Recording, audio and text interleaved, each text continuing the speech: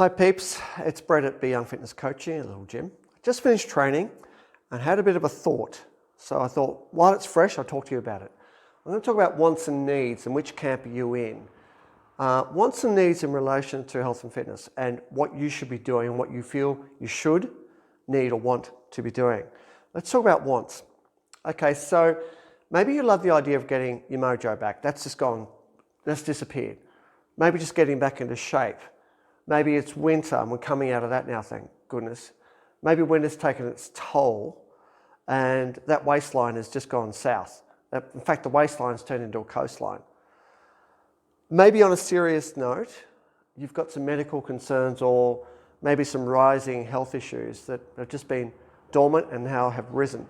And you feel you should do something more proactive. Maybe you've even been told by a medical practitioner that you should do something proactive or else, right? And that's fairly dire. Let's talk about needs. With needs, you fully understand your priorities. You know where you're at. You're balancing career, family, perhaps your social life, maybe further education, maybe travel, etc. A whole bunch of stuff. You've got a lot of balls in the air and you're juggling them all. You understand where they're at. But rising above all of those, every single one of those is your need to improve your health and fitness. It's not a want, it's not a shoulda, coulda. It's an absolute need, an imperative to do that. So I said above all the others, all of them, it's your number one priority. Your number one priority is to fix you.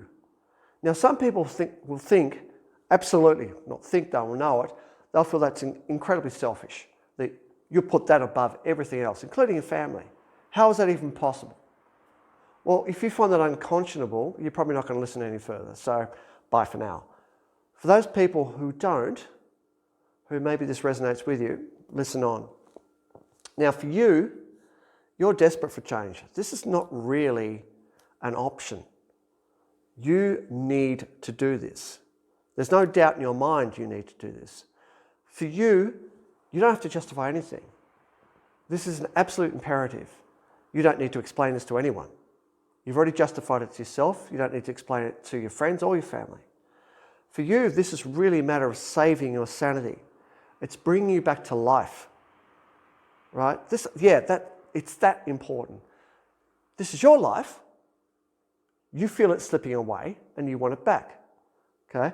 You need to do this. You need to be you again. And look, once you find that, it's not a matter of really being selfish because you feel like once you have gained this need, you'll get you back. Once you have you back, you can offer that to your family and your friends. You can rekindle your desire to be that friend, that family member, that son, that human that you can be, but you're not there. But if you don't act now, you'll simply go on surviving, and you've had enough of that. That's what you've been doing. You need to thrive, not survive. Right? And you've been doing that for too long. You don't even think about just surviving anymore. You've had enough. That's where you live now, and you just can't do that anymore. You've had enough. Now, if that's selfish, so be it. Again, you're not going to listen any further, so adios. That's need. Need rises above motivation. It rises above inspiration. It rises above incentive. Need still requires guidance though, and direction. But determination is already set in stone. You don't need determination. You've got that. You've got that in droves. I don't ever talk to people in need about motivation. It never comes up in the conversation. For them, it's gone way beyond motivation. These people are driven,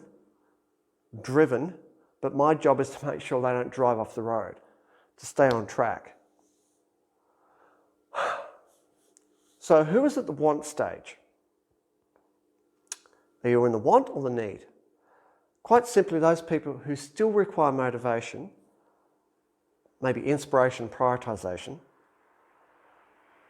they're open to the idea of change, but they're far from utterly committed.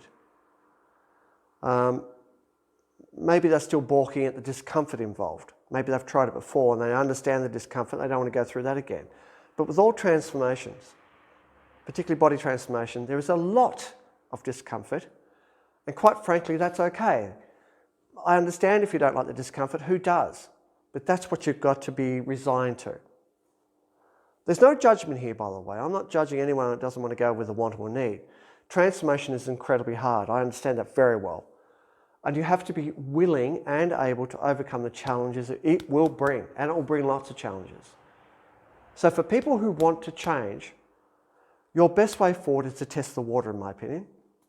You want to change, but you're not ready for need yet.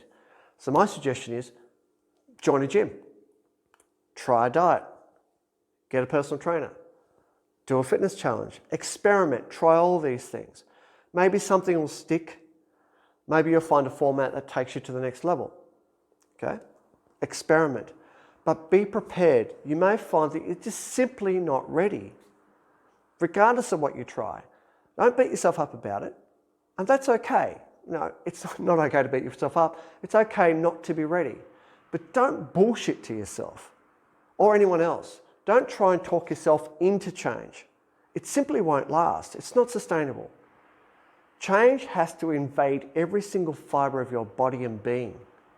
I'm not being overly dramatic. And you just may not be ready for that. So you need to be patient. You also need to be kind to yourself. You need to forgive yourself when it doesn't work, when you try something and it doesn't work.